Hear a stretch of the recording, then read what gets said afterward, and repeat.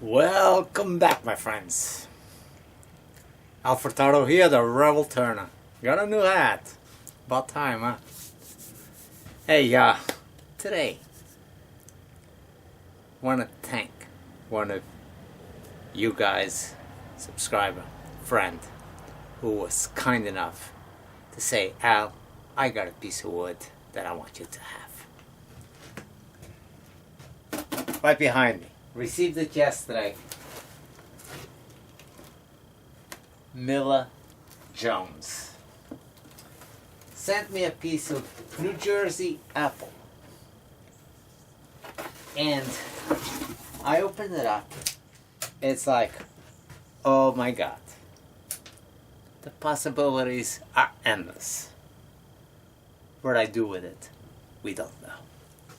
It's first thing I noticed, observation, is that it has a hole, clear, all the way through from the top to the bottom. And along with that hole, it has quite a few of these cavities that go in, and just amazing piece of wood. I'm going to talk about possibilities for a little bit.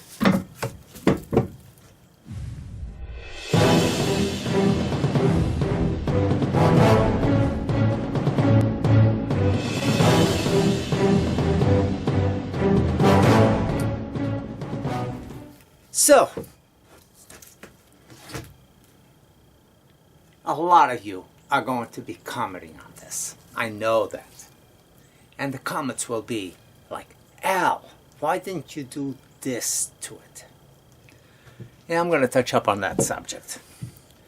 You know, way back in the day, when I started doing woodwork, not wood turning, because I'm fairly new to wood turning, I used to watch this amazing woodworker, and you know him, Norm Abern. And sometimes I'd say, wow, Norm, is there any tool you don't have? My shop consisted of a couple of small hand tools and one universal tool that I did everything with, and that was a radial arm saw. Not the one that's behind me, but my first major tool that I bought was a Craftsman 10-inch radial arm saw. And I had jigs, and that thing did everything from ripping side panels for cabinets, doing profiles. I would set that thing in every possible way you could imagine. So it was a shaper, it was a saw, it was a table saw, it was a router at some times. So I did everything with one tool. And why am I bringing this up? It's because the lathe is the same thing. I don't come over here to show you all the gadgets that you can go out and spend money on. The thing behind my channel is to make do with what you got. So on this particular piece, I know a lot of you will say like, Al, if you filled it up with resin. Oh my God, absolutely. It would take it in a completely different direction. It would probably look phenomenal. But I don't have resin. I don't have a resin chamber. I'm not here to teach you how to do resin. If I had a resin chamber, I would be learning with you on how to do it. So rather than me learning with you on how to do it, don't get me wrong, at some point I might do an investment into a resin chamber just to try different methods and different techniques, but not what I'm doing right now. What I'm doing right now is showing you how to approach a piece of wood with what you got. Plain and simple. Not go out, buy a pressure chamber, not buy a vacuum pump, not go out and invest hundreds of dollars on items that you might use once or twice. It's go to your shop with whatever modest tools you have and have fun. I just saw a posting from a friend on Facebook, and actually it was depressing. Like, the posting was, wow, I got a beautiful, controlled shop, a killer lathe, which was a robust, and all the tools I can possibly imagine. And I can't get motivated to go out and do any work in the shop. It's like, oh my God, what a depressing story. Motivation is by being excited, not by having the best of anything. And I dread the day that I lose that interest. And for now, I don't see no end in sight. But I put a comment on Facebook and said, you know, it sounds like what you need is a friend, someone with the same interest that can go over and motivate. And motivation comes in many shapes and forms.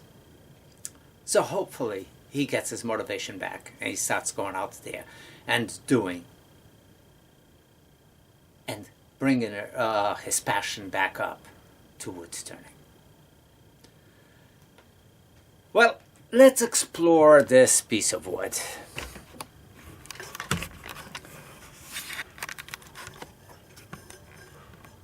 Now, this piece of wood, I know that, you know, every time I receive a gift, a piece of wood from a friend, I gotta say, it's the most nerve-wracking turning that I can possibly do, because there's always the fear of what if you don't make something nice, or what if what you make is not the best potential that it has.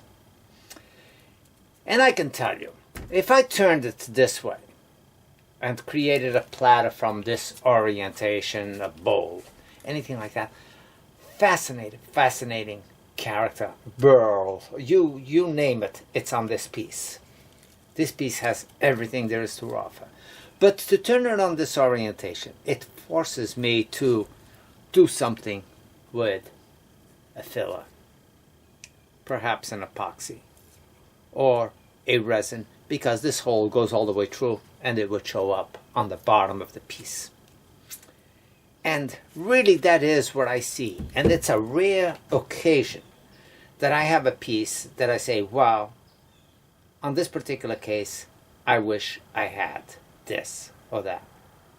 Or I can explore and look at other possibilities to what this possesses.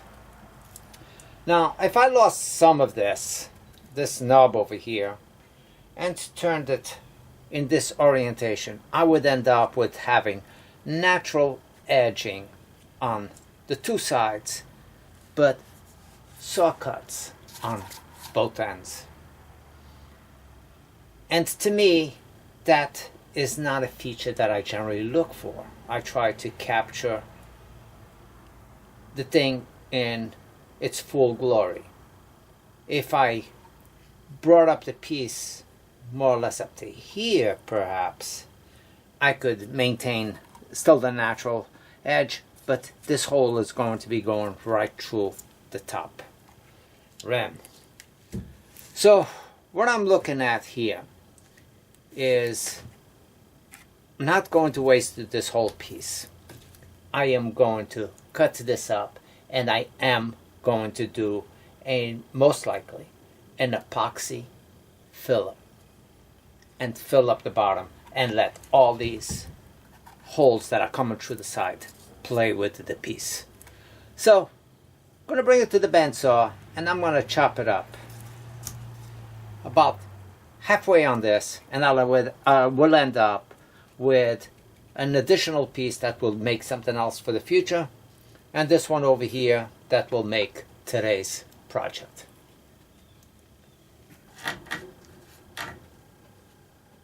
I'm putting this part down so this doesn't have a chance to flip over on you. caution on every tool that you use.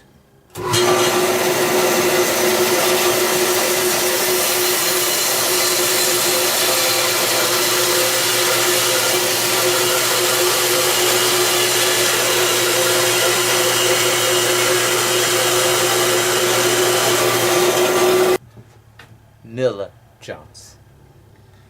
My friend Miller Jones decided to kill any possible activity that might have been going inside of this. So he saturated this in alcohol. So appropriately, I will name this the Drunken Bowl. Because it's strong smell of alcohol in it. As usual, just putting my spare drive inside of the chuck.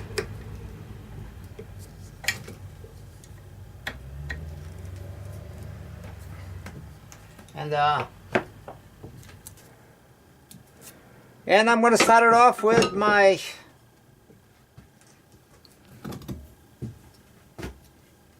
my 5/8 Carter & Son bowl gouge.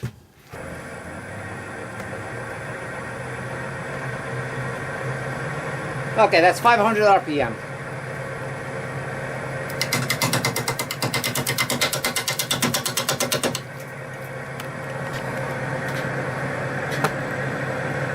Again, the angle of the tool rest going more or less in the position in the direction that I want to go.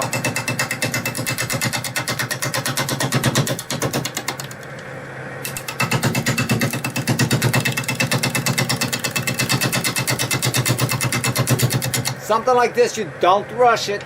You go slow because you're hitting air and solid, and don't make nasty or fast moves with your tool. You are going to get this bounce that you see going through here because you don't have not so much the missing hit, but the irregularity on the bottom of your cut.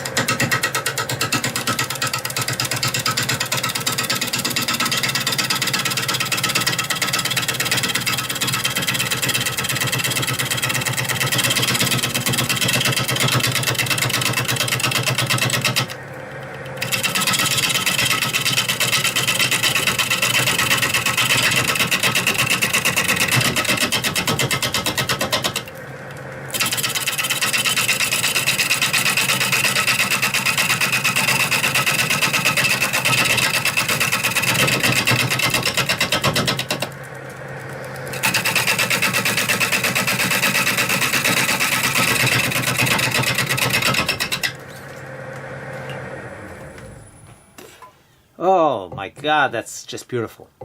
Well, I can tell you there's the wood is a nice cutting wood from what I see so far. As soon as I pass up this high spot here, I think you will see some nice shavings coming out of this piece.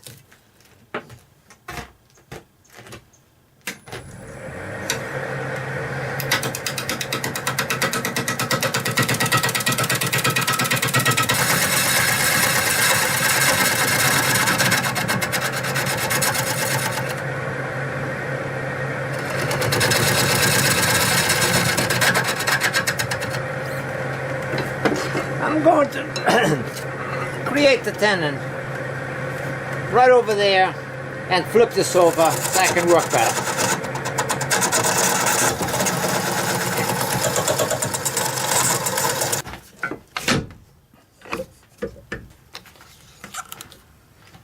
Now,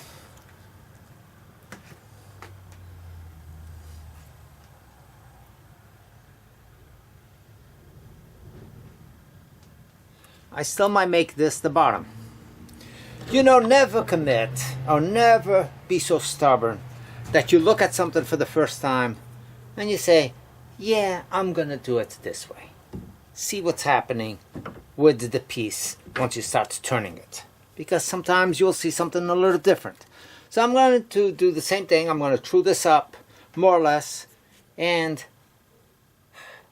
I'm pretty sure I'm going to bring it up this way and make this part the top. Now, this part all the way out here, you have to be careful with it, not to go in too blunt and get a nasty catch or spin the thing out of the way. So feel your way up slowly with the heel of your tool until you pass it up, and then just sneak it back a little bit. Because if you come with a heel and you're backing up, you can tell where you are, and as soon as you pass it up, that's the area you want to go, and make a slight adjustment.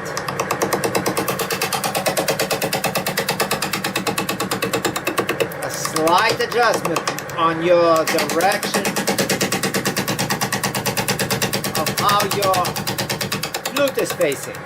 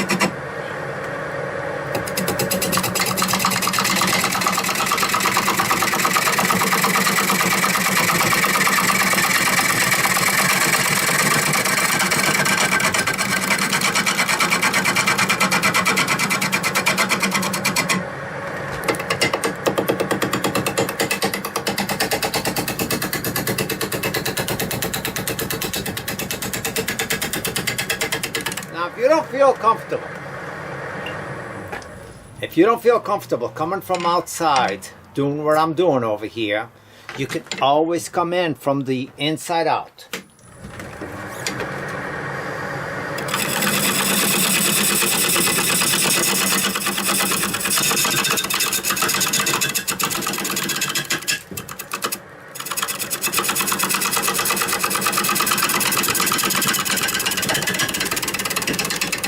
Just don't lose sight. Don't lose sight of what's happening all the way out here. So don't think you're done over here and then all of a sudden you make a drastic move and you get a nasty catch. Follow it up all the way to the outside of the extension of your tool rest, making sure that you pass up that area. Sped it up a little bit since it's a little bit more balanced.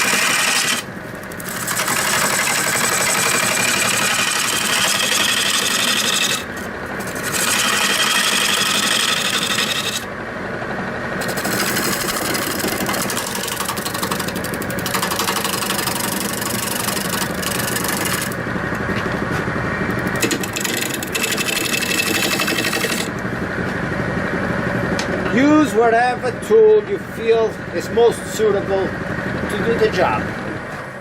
You know, I see people using different tools, and sometimes, you know, I don't think that it's the best tool for the turning that they're doing. Although I never really emphasize you should only use a specific tool. But there are a couple of tools that should be exception to my thinking. Carbide tools are fine for this type of turning, especially like a round cutter, not a pointy tool. And if you don't have a good bowl gouge, or you don't have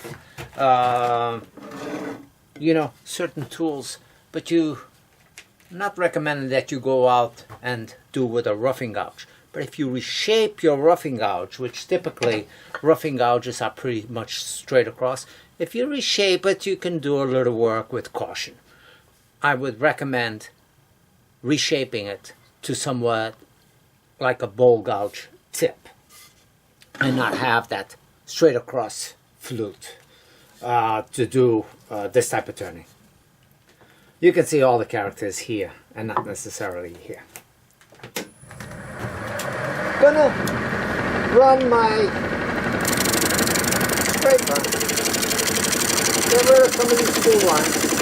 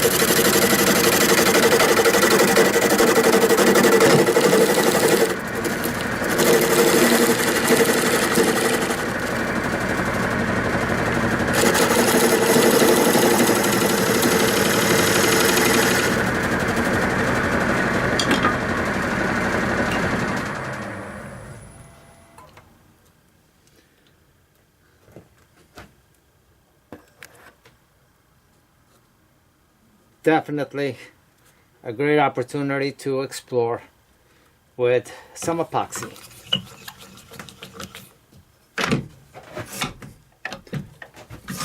This one really is not going to give me much options. At least not for the shape that I'm making.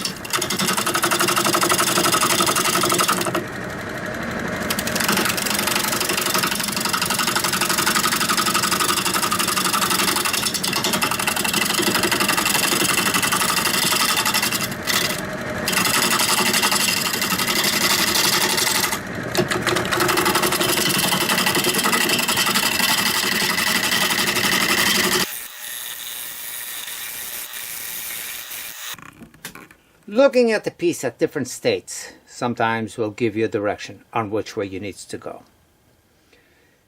If I want some of this to show up, now is the time to decide. I know that if I keep on going with this, this is going to disappear and all I'm going to have is this hole on the bottom. This hole up here plays an interesting part of the piece. And it's not that I want to be redundant and do the same thing over and over. But if I can maintain this little piece that I still got going in through here, and maintain this, and shape this over the top a little bit, coming up a little bit closer, this probably would make an interesting hollow vessel of some sort, winged hollow vessel, to say the least. So I might consider that over the idea of bringing this all the way down and having this huge void on the bottom over here. And maybe even maintain what's going on there. So I'm going to shape this up a little bit and see how it plays and then decide on what I want to do. If I want to just hollow up the inside and maintain this big void going through here.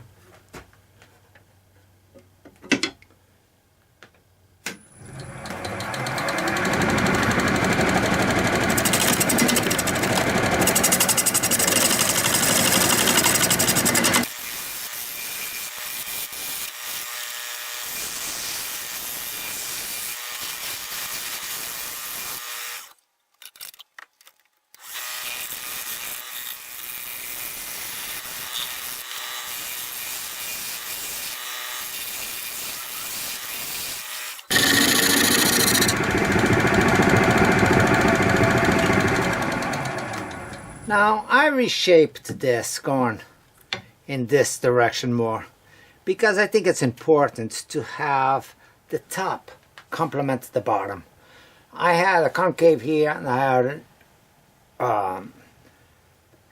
an outwards bow on the top, and it really did not look good. So, but I did lose the majority of this area here, so I don't even think I'm going to maintain this shape. I'm going to maintain this little wing here and bring this down right about here. Just maintain this little upwards piece right here.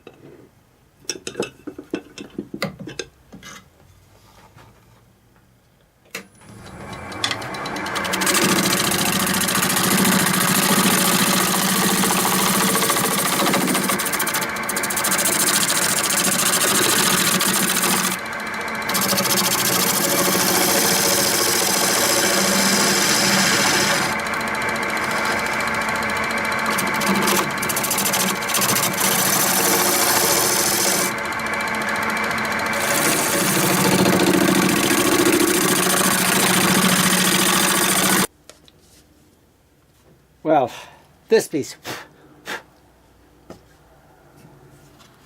I thought I was recording, and I wasn't recording at all. So anyway, I'm gonna do something that's really, really off the wall, and something I have not seen anybody do, and something that I don't know how it's going to work. This big void that's going through here, big void, I'm going to saturate it with CA glue and see how it cuts. I gotta be careful. I think that this can ignite.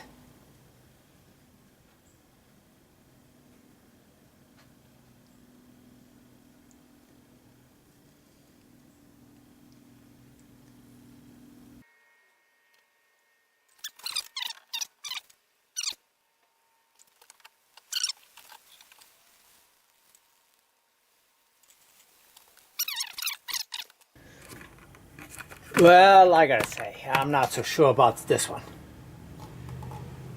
So I've compressed the steel wool in this area, put quite a bit of thin CA, threw some shavings in there to get rid of some of the voids, and have started cleaning it up a little bit. So, moment of truth will be to see how the overall looks when it's all cleaned out. But the whole idea behind this is not that it's going to look great or not look great. It's the idea that work with what you got and don't be afraid to experiment. I mean, I'm not looking forward to losing this piece. As a matter of fact, if anything, I didn't want to lose this piece, being that it was a gift. But it really posed a problem here that was not doable. So, as a remedy, which we have to figure out, what do we do about a problem? And this is what I saw about this one.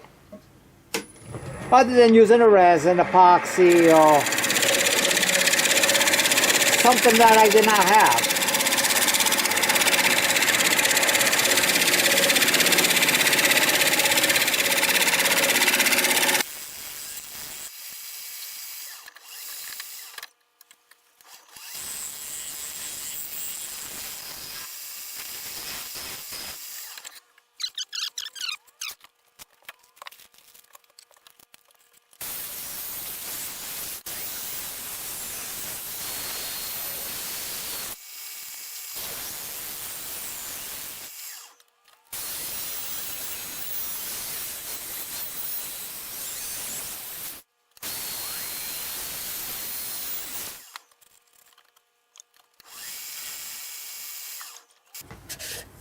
Now, because I got steel wool in there, and steel wool does react with Yorkshire grit, it oxidizes.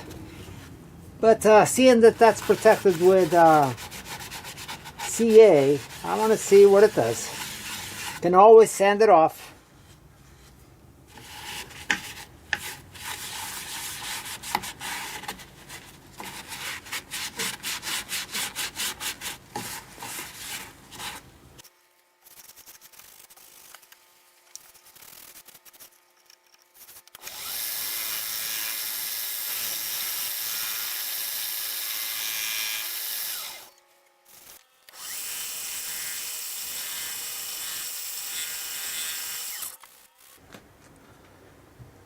Well, it just goes to show you, not everything that comes out of the lathe is worthy of the time. Sometimes we all can have these experiments that work or don't work, and sometimes you just have a piece of wood that is beyond your initial vision. So once you tackle it, and you tackle it the wrong way, there isn't much you can do to recover or to go back on what you've already done.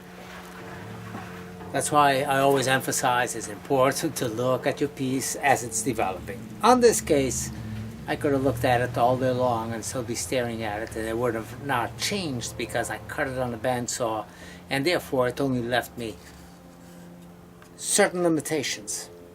So with the limitations I had, what I tried to do to emphasize it a little bit was to create this little bit of a lip and way on the minor over there, so I could catch this bark area that was a little shallow. I did not want to bring the piece all the way down here, which is what would have happened. Had I eliminated that and continued with this wing, it would have come down to where you see right here, pretty much. So I wanted to eliminate that, and not saying that would have looked bad either. And of course, the bottom had this huge void that was on the log all the way from the beginning. And well, it hit me in my mind to play with something really different, see if it was even doable. So, fine steel wool, compressed in there, some thin CA glue, and then a little bit of wood sawdust to fill up any voids that would be around between the transition of the steel wool and the wood. And it really incorporated it into the piece itself. Now you could do this way. You could put the tape on the bottom and fill it up with a turquoise, fill it up with a resin, fill it up so many different ways. But it's the choice that I made. Not to say that it was right, but it's the one that's here. So for those of you who are going to be saying, oh wow, you know, you really should invest in a chamber, a resin chamber, and you know, oh, that piece would have looked beautiful in resin, or you know, there's so many things that it would have looked beautiful probably, but as a matter of fact, this one, I would agree that the original log would have looked awesome if it was filled with a colored resin all the way through, and then turn it as a one piece and let all the holes that would show the resin play through the whole piece. So this is a case that absolutely a resin fill for the whole piece, both halves, would have looked awesome. Who knows? Maybe I can still do the same thing with this, do something like that with this one, and have it play with resin in these 3 openings. We'll see on the next time. But for now, no resin in the shop, no resin in the bowl. Take care. Thanks for watching.